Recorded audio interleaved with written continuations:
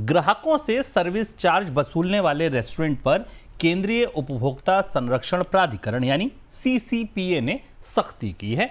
CCPA ने सभी restaurant को निर्देश दिया है कि उन्होंने ग्राहकों से जो सर्विस चार्ज वसूला है उसे तुरंत रिफंड करें। साथ में सीसीपीए ने भविष्य में सर्विस चार्ज नहीं वसूलने का निर्देश दिया है। अब चक्कर ये भी है कि अगर रेस्टोरेंट में जाके मैंने कैश दिया होगा, खाना खाया होगा, तो मुझे पैसे मिलेंगे कैसे? खैर, वो मामला छोड़ते बड़ी पिक्चर समझते हैं। सर, ये पूरा मामला क्या है, कौन से रेस्टोरेंट इसमें हैं और ये कर क्या रहे थे? शुभम, दर्शकों से मेरा एक छोटा सा सवाल है। आप में से कितने लोग ऐसे हैं जब रेस्टोरेंट में जाते हैं और बिल पे करते हैं तो उस बिल को पढ़ते भी हैं दोबारा? खासतौर से उसमें टोटल अमाउंट पढ़ने के अलावा ऊपर जो 2-3 अमाउंट लिखे रहते हैं उनको पढ़ते हैं क्या?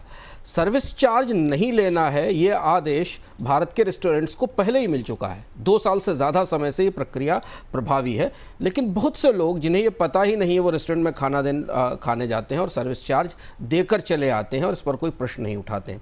अब फिर यह मामला पहुंचा सुप्रीम कोर्ट के पास। सुप्रीम कोर्ट ने सीसीपीए को आदेश दिया कि कौन सी बड़े बड़े रेस्टोरेंट हैं, उनके नाम सुनिए। आप भी उनसे ऑर्डर करते होंगे, खाना खाने जाते होंगे और वहाँ बिल देकर आते होंगे और आपने कभी पूछा नहीं होगा कि सर्विस चार्ज इसमें क्यों लगाया जा रहा है। इसमें मखाना डेली है, इसमें ज़ीरो कोर्टयार्ड है, इसमें कैसल बारबेक्यू है, इसमें चायोस है, Barbeque Fiesta by Barbeque Nation है। ये जो बड़े प्रमुख रेस्टोरेंट हैं, इन्होंने आज भी सर्विस चार्ज की वसूली जारी रखी है और इसलिए सुप्रीम कोर्ट ने कंज्यूमर प्रोटेक्शन अथॉरिटी से कहा है कि इन पर सख्ती की जाए और इनसे वो राशि वापस करवाई जाए। वापस कैसे की जाएगी इसका मैकेनिज्म भी पता नहीं है, क्योंकि जो लोग वहाँ खाना खाकर आए, अगर उनके कोई रिकॉर्ड या उनकी बाकी कोई जानकारी उनके पास नहीं होगी तो उसे वापस कैसे किया जाएगा। लेकिन कई बड़े रेस्टोरेंट जिनमें बहुत सारे लोग खाना खाने जाते हैं वो फिर इस नियम का उल्लंघन करते हुए पकड़े गए हैं।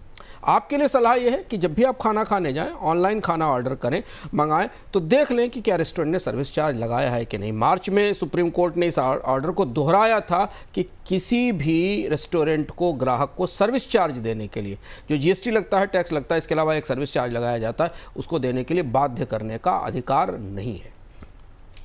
चलिए, अगली खबर चावल से जुड़ी। चावल के प्रमुख निर्यातक देश थाईलैंड और पाकिस्तान में चावल के स्टॉक में आई कमी से ग्लोबल मार्केट में चावल की कीमतों में तेजी देखने को मिल रही है। ब्रोकन राइस का भाव $400 प्रति टन की तरफ बढ़ रहा है। ध्यान कीजिए, ये $400 प्रति टन वो चावल है जो सबसे सस्ता होता है। थाईलैंड में तो 5% ब्रोकन चावल का भाव $405 हो गया है। कीमतें बढ़ने का फायदा भारत के चावल एक्सपोर्ट को हो सकता है, क्योंकि दुनिया भर में भारत का ब्रोकन चावल सबसे सस्ता माना जाता है। सर, भारत के लिए क्या आपको लगता है, क्या अपॉर्चुनिटी बन रही है? और दूसरी तरफ जो एंड यूजर है यानी कि हमारे लिए क्या, किस लिहाज से हम इसको समझें? भारतीय बाजार में चावल की कीमतें बढ़ने की कोई ऐसी बड़ी संभावना नहीं है, क्योंकि स्टॉक अच्छा है, फसल भी अच्छी है और क्रॉप भी अच्छी आने वाली है। लेकिन अंतर्राष्ट्रीय स्तर पर चावल के बाजार में कुछ उठापटक चल रही। जो आंकड़े बता रहे हैं कि वियतनाम और पाकिस्तान ने अपने प्राइसेस कट किए थे चावल के, जबकि $3 से $4 के आसपास, जबकि थाईलैंड ने अपने प्राइसेस करीब $8 के आसपास बढ़ा दिए थे। और इसलिए वियतनाम और पाकिस्तान के स्टॉक में कमी के कारण बाजार में राइस के प्राइसेस बढ़ना शुरू हो गए हैं। भारत के पास ठीक ठाक एडवांटेज है थाईलैंड के ऊपर।